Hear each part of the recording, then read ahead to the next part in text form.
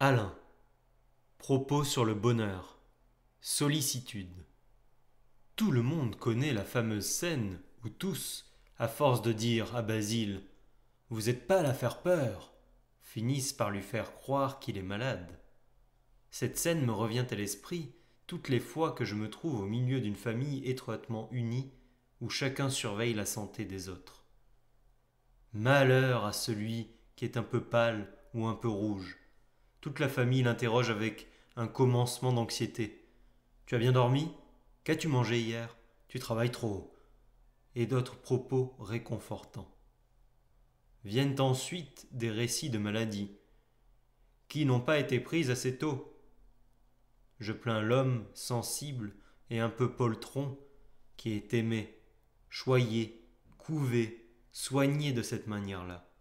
Les petites misères de chaque jour, coliques, toux, éternuements, bâillements, névralgie, seront bientôt pour lui d'effroyables symptômes, dont il suivra le progrès avec l'aide de sa famille et sous l'œil indifférent du médecin, qui ne va pas, vous pensez bien, s'obstiner à rassurer tous ces gens-là au risque de passer pour un âne.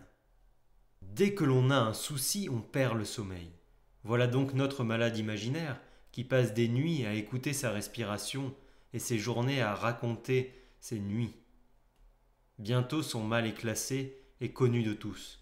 Les conversations mourantes en reçoivent une vie nouvelle. La santé de ce malheureux a une cote, comme les valeurs en bourse. Tantôt il est en hausse, tantôt il est en baisse. Et il le sait ou le devine. Voilà un neurasthénique de plus. Le remède? Fuir sa famille. Aller vivre au milieu d'indifférents, qui vous demanderont d'un air distrait « Comment vous portez-vous ?» mais s'enfuiront si vous répondez sérieusement. De gens qui n'écouteront pas vos plaintes et ne poseront pas sur vous ce regard chargé de tendre sollicitude qui vous étranglait l'estomac.